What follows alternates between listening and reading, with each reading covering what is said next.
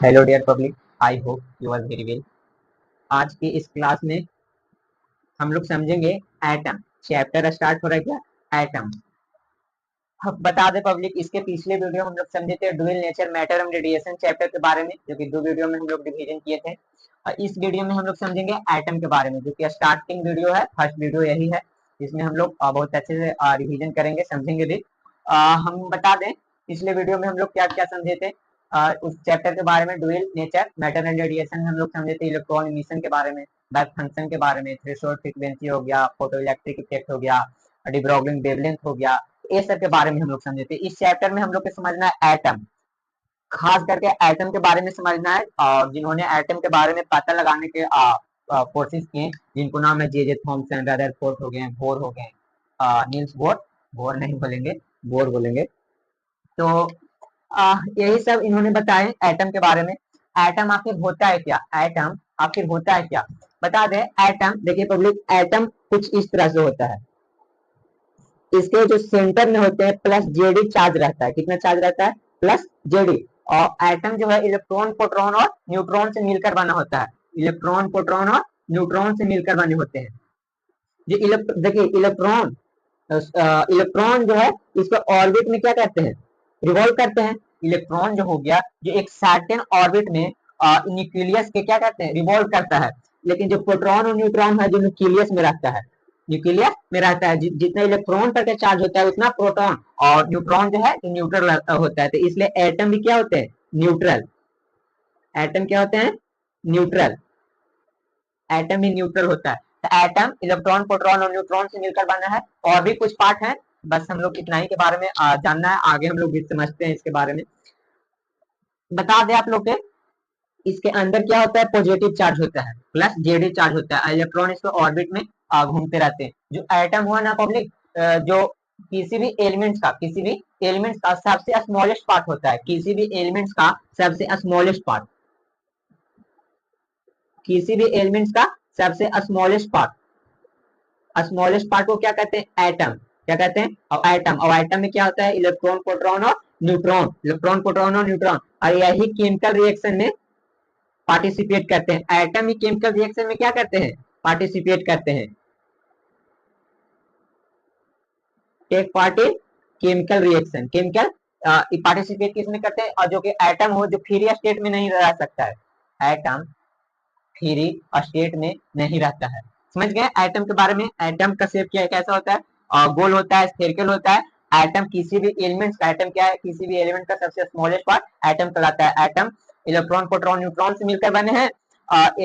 यही मतलब जो एटम हो गया, एटम जो केमिकल रिएक्शन में पार्टिसिपेट करते हैं। अगर एक से अधिक एटम मिले पब्लिक, एक से मोर देन वन एटम अगर जुड़े तो मोलकुल्स बनाएगा। क्या बनाएगा? मोलकुल्स, जिसको हिंदी में अणु कहते हैं। हिंदी में अणु। तो ये मोलकुल्स मिलकर बनाएगा। तो यही था एटम। एलिमेंट के सबसे स्मॉलेस्ट पार्ट को क्या कहते हैं? एटम। हम लोग के पब्लिक बता दे आप लोग के, हम लोग के समझना है इस चैप्टर में खास करके कि एटम का मतलब जो मतलब खोजा गया, तो किस किस ने इसमें योगदान दिया था? तो जे थॉमसन, रदरफोर्ड और नील बोर ने दिया था। इन्हीं के एटॉमिक मॉडल के बारे में हम लोग को पढ़ना कि कैसे खोज किए थे, कैसे एक्सपेरिमेंट कर खोज किए थे। तो हम लोग समझते हैं फर्स्ट में जे थॉमसन के एटॉमिक मॉडल। जे थॉमसन के एटॉमिक मॉडल। जे थॉमसन 1898 में, 1898 में, 1898 में, 1818 में जे थॉमसन ने एटम के बारे में मतलब खोज किए थे। एटम के क्या किए? और रिसर्च किए। तो इन्होंने अपने एक्सपेरिमेंट के अनुसार बताया, अपने एक्सपेरिमेंट के अनुसार बताया कि जो एटम है ना, एटम जो स्फेरिकल होता है। कैसा होता है? स्फेरिकल होता है। और जो इन्होंने जो एटॉमिक मॉडल दिया, उस मॉडल को कहते हैं plum padding model. Plum padding model.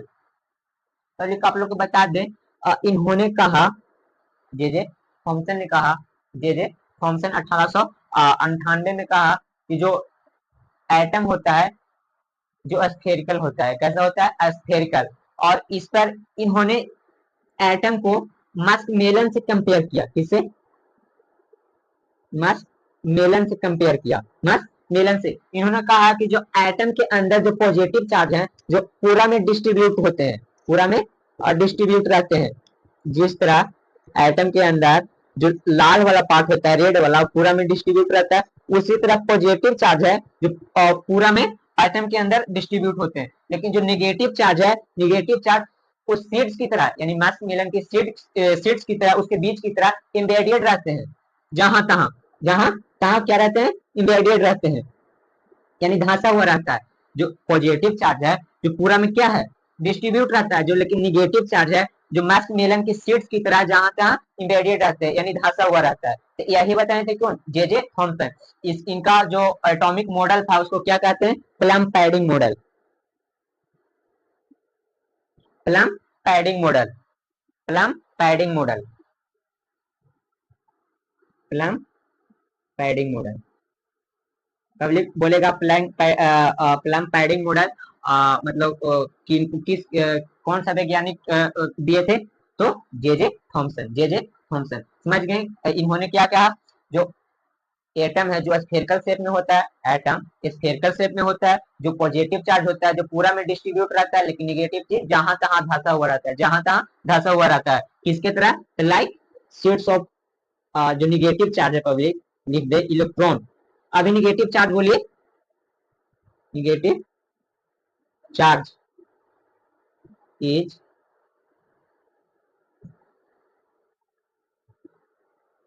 embedded in it like seeds of watermelon. समझ गए? इन्होंने एटम के रेडियस बताए थे कि एटम जो होता है उसका रेडियस 10 के पावर -10 मीटर होता है। कैसा होता है? न्यूट्रल होता है, न्यूट्रल होता है। जो कि सब बात सही बताए थे, ये बात गलत बताए थे। जो कि हम लोग जानते हैं जो निगेटिव चार्ज होता है, जो इलेक्ट्रॉन होता है जो रिवॉल्व करता है ऑर्बिट में रिवॉल्व करता है। जो कि ये बात क्या बताए थे? गलत बताए थे। तो इनका ड्रॉबैक था, क्या था? ड्रॉबैक, यानी इनका कुछ कमियां था। क्या था कमियां? तो फर्स्ट में ये इन्होंने बस इतना ही एटम के बारे में बताए थे कि ये स्फेरिकल होता है, ये भी बताए थे पब्लिक, स्फेरिकल होता है। कैसे होता है? स्फेरिकल होता है। बताएं इनका ड्रॉबैक। तो याद रखिएगा ये इन्होंने अल्फा स्कैटरिंग को इन्होंने एक्सप्लेन नहीं किया था। मतलब एटम के अंदर कितना पार्ट इम्पार्टी रहता है, कितना भारा रहता है, एटम के अंदर न्यूक्लियर होता है कि नहीं होता है, तो ये सब के बारे में नहीं बताए थे। नहीं हाइड्रोजन स्पेक्ट्रम के बारे में बताए थे। तो ड्राइबैक क्या था? इन्होंने एक्सप्लेन नहीं किए थे क्या? Hydrogen spectrum. और एक याद रखिएगा, नोट एक्सप्लेन क्या नहीं? अल्फा स्कैटरिंग, स्कैटरिंग, ये सब एक्सप्लेन नहीं किए थे। बहुत सारे बस इतना ही बताए थे। अब हम लोग समझते हैं रदरफोर्ड के एटॉमिक मॉडल। किसके एटॉमिक मॉडल? मिटाएं, रदरफोर्ड के,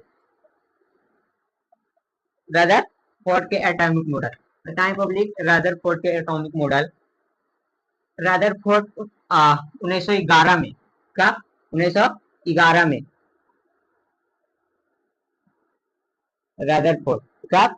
1911 में। आप लोग बता दें, रदरफोर्ड ने 1911 में एक मॉडल, एटम के एक मॉडल का फॉरवर्ड किए, जिस अपने एक्सपेरिमेंट के अनुसार, अल्फा स्कैटरिंग एक्सपेरिमेंट के अनुसार क्या किए? इन्होंने एक एटॉमिक मॉडल दिया।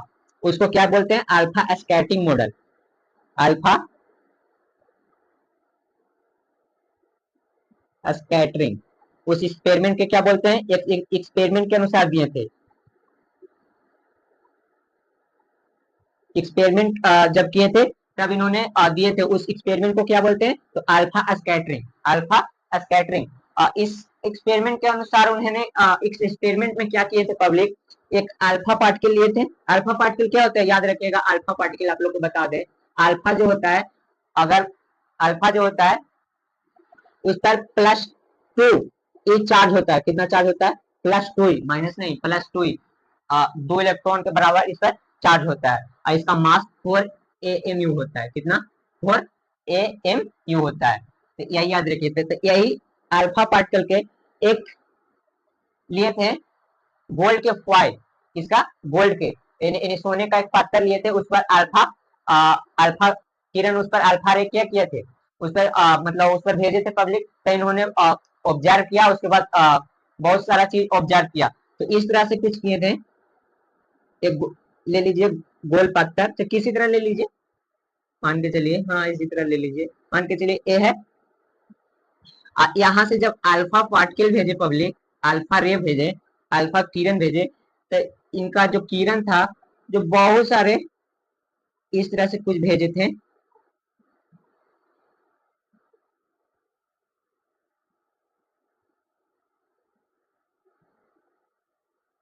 देखिए इस तरह से कुछ भेजे थे पब्लिक,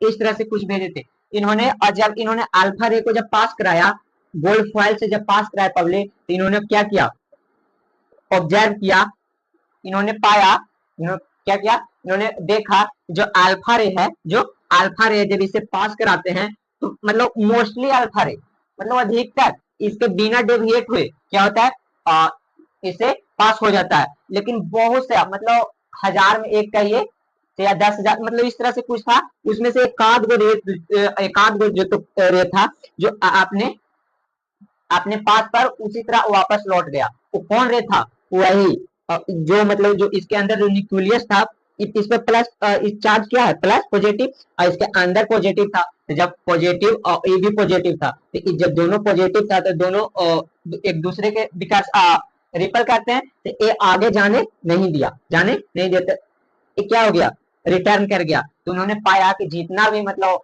एटम होते हैं, उन्होंने बताया कि एटम होते हैं उसका अधिकतर पार्ट क्या होते हैं, इम्पार्टी होते हैं, क्या होते हैं, इम्पार्टी होते हैं। उन्होंने फिर बताया कि इससे पहले जो जे थॉमसन थे, उन्होंने बता दिया था क्या, एटम स्फेरिकल शेप में होते हैं। इन्होंने अपने अल्फा स्कैटरिंग के अनुसार बताया कि जो एटम होते हैं, जो मोस्टली क्या होते हैं, इम्पार्टी होते हैं, मोस्टली इम्पार्टी होते हैं। उसके अंदर एक पॉजिटिव चार्ज होता है, क्या होता है, जिसका नाम दिया गया न्यूक्लियस। क्या नाम दिया गया, न्यूक्लियस। यही न्यूक्लियस है पब्लिक, यही न्यूक्लियस है, यही न्यूक्लियस है। इन्होंने और अपने एक्सपेरिमेंट के अनुसार बताया, इन्होंने और एक्सपेरिमेंट के अनुसार बताया कि जितना निगेटिव चार्ज होता है उतना पॉजिटिव चार्ज होता है। तो ये था, ये सब था। इन्होंने अल्फा स्कैटरिंग के तो मतलब एक्सप्लेन किए, अल्फा स्कैटरिंग के एक्सप्लेन किए, लेकिन इन्होंने भी हाइड्रोजन स्पेक्ट्रम के बारे में एक्सप्लेन नहीं किए। तो इनका एक ड्रॉबैक था कि हाइड्रोजन स्पेक्ट्रम के एक्सप्लेन नहीं किए। तो इन्होंने क्या बताया, जितना पॉजिटिव चार्ज होता है उतना निगेटिव चार्ज होता है। कैसा होता है, स्फेरिकल, स्फेरिकल होता है। एटम जो है, जो ज्यादा मोस्टली पार्ट, मोस्टली क्या होते हैं, इम्पार्टी होते हैं, क्या होते हैं, यानी ज्यादातर इसके पार्ट क्या होते हैं, खाली। इसके अंदर जो होता है, जो पॉजिटिव चार्ज सेंटर में होते हैं, सेंटर में क्या होता है, पॉजिटिव चार्ज, क्या होता है, पॉजिटिव चार्ज, जिसको क्या बोला, बोले रदरफोर्ड ने न्यूक्लियस, न्यूक्लियस, क्या बोले, न्यूक्लियस। न्यूक्लियस कैसा होता है, पॉजिटिव चार्ज, इस पर कितना चार्ज होता है, प्लस जेडी, प्लस जेडी। तो इन्होंने ये बताया अपने एक्सपेरिमेंट के अनुसार, इन्होंने यही बताया था, क्योंकि जब अल्फा पार्टिकल इन्होंने भेजे थे, तो ज्यादातर अल्फा पार्टिकल बिना डेविएशन हुए पास हो जा रहा था। कुछ अल्फा पार्टिकल बहुत मतलब एक आध गो अल्फा पार्टिकल एक आध हजार में, एक आध हजार नहीं कहिए पब्लिक, 8,000 या 10,000 में कहिए, जो मतलब अपने पास पर क्या हो जाता था, लौट जाता था। तो इसी से पता चला क्या, या इसके अंदर भी पॉजिटिव चार्ज है, इसके अंदर भी पॉजिटिव चार्ज है। तो ये था रदरफोर्ड के एटॉमिक मॉडल। अब हम लोग समझते हैं इनका ड्रॉबैक क्या था। ड्रॉबैक, इनका खामियां था कि हाइड्रोजन स्पेक्ट्रम के एक्सप्लेन नहीं किए थे। एक, could not explain hydrogen atom, explain hydrogen spectrum, hydrogen spectrum. ये था रदरफोर्ड 1911 में अपने एक्सपेरिमेंट को, एक्सपेरिमेंट का नाम क्या है, अल्फा स्कैटरिंग एक्सपेरिमेंट के अनुसार इन्होंने अल्फा रे को जब इन्होंने गोल्ड के फॉइल लिए थे, पब्लिक क्वेश्चन आता है कि गोल्ड का ही फॉइल क्यों लिए थे, गोल्ड गोल्ड यानी सोने का पात्र ही क्यों लिए थे, क्योंकि जो गोल्ड फॉइल है, गोल्ड जो होता है, जो हाई मेलेबिलिटी उसका होता है, हैवी मास भी होता है, जिसके कारण अल्फा पार्टिकल जब मतलब जितना अगर उसका वेलोसिटी कितना भी ज्यादा रहे, उसका उसे मतलब ये मतलब अपने पास से उसको हटाएगा नहीं। अगर हम लोग मान के चलिए ले क्या लिथियम या उससे कम मतलब इसका जो होता है एटॉमिक नंबर कितना होता है 79। मास मास तो हो जाता हो पब्लिक कितना 190 या कुछ होता होगा इसका मास आसपास में। तो ये बहुत ज्यादा हैवी मास होता है, लेकिन अगर कम मास ले ले इधर से अगर अल्फा पार्टिकल हम लोग पास कराए तो खुद उड़ आ जाएगा। तो ऐसा नहीं ना करना था, तो इसलिए इन्होंने एक गोल्ड का फॉइल लिए थे, क्योंकि इसका हाई मेलेबिलिटी होता है, यानी आघातवर्धन इसको हिंदी में कुछ ऐसा बोलते हैं, आघातवर्धनीय बहुत ज्यादा होता है, यानी हाई मेलेबिलिटी होता है, इसका हैवी मास, इसलिए ये लिया गया था। तो ये था। अब हम लोग समझते हैं बोर एटॉमिक मॉडल। कौन सा atomic model? Bore atomic model, यानी नील्स बोर। बोर मत बोलिए, बोर बोलिए। और इन्होंने फाइनली बहुत सारी चीजें बताई थी, हाइड्रोजन स्पेक्ट्रम के बारे में भी एक्सप्लेन किया था। बताएं नील्स बोर।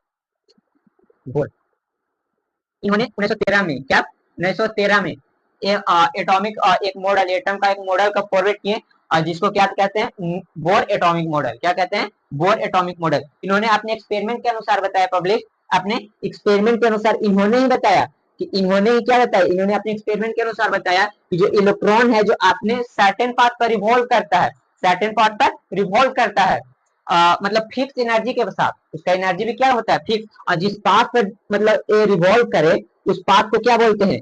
सेल। क्या बोलते हैं? सेल। उस पाथ को क्या बोलते हैं? सेल। ये इसको ऑर्बिट भी बोलते हैं, ऑर्बिट, या इसको क्या बोलते हैं? Energy level, energy level. तो इन्होंने अपने एक्सपेरिमेंट में इन्होंने बताया कि जो एटम के अंदर इलेक्ट्रॉन जो है, जो अपने एक सर्टेन पाथ पर क्या करते हैं? रिवॉल्व करते हैं। क्या करते हैं? रिवॉल्व करते हैं, घूमते रहते हैं अराउंड किसका? न्यूक्लियस के। किसका? न्यूक्लियस के एक फिक्स एनर्जी के साथ, फिक्स एनर्जी के साथ। इन्होंने दूसरा पहला बात क्या बताया, याद रखिएगा, इलेक्ट्रॉन, इलेक्ट्रॉन जो है रिवॉल्व करता है, revolve around nucleus with fix energy, fix energy. तो पहला बात है रिवॉल्व करता है, क्या करता है? रिवॉल्व करता है फिक्स एनर्जी के साथ, जिसे एक सर्टेन पाथ पर, उस पाथ को क्या बोले? तो ऑर्बिट बोले। क्या बोले? ऑर्बिट बोले, ऑर्बिट, या उसके ही एनर्जी लेवल बोलते हैं। दूसरा बात इन्होंने बताया पब्लिक कि जो एटम होते हैं, एटम के अंदर जो इलेक्ट्रॉन होते हैं, जो हायर से अगर लोअर जंप करे, कहां से कहा? इलेक्ट्रॉन, इलेक्ट्रॉन जंप अगर हायर, समझ लीजिए पहले, अगर इलेक्ट्रॉन गोल होता है पब्लिक, चैप्टर नहीं होता है यहाँ पर, आप लोग को चैप्टर दिखता है लेकिन चैप्टर नहीं होता है, क्या होता है? गोल होता है। हम लोग समझ रहे थे क्या, जब इलेक्ट्रॉन हायर से, हायर ऑर्बिट से लोअर ऑर्बिट में अगर जंप करे तो इसका एनर्जी, एनर्जी रिलीज करेगा। अगर हायर से, कहां से? हायर से कहा? लोअर में अगर जंप करे, हायर ऑर्बिट से कहा? लोअर ऑर्बिट में जंप करे, तो एनर्जी क्या करेगा? रिलीज करेगा। क्या करेगा? रिलीज करेगा। एनर्जी क्या करेगा? तो रिलीज करेगा। लेकिन लोअर से हायर में अगर जंप करे पब्लिक, इलेक्ट्रॉन लोअर से हायर में जंप करे तो एनर्जी एब्जॉर्ब करेगा। क्या करेगा?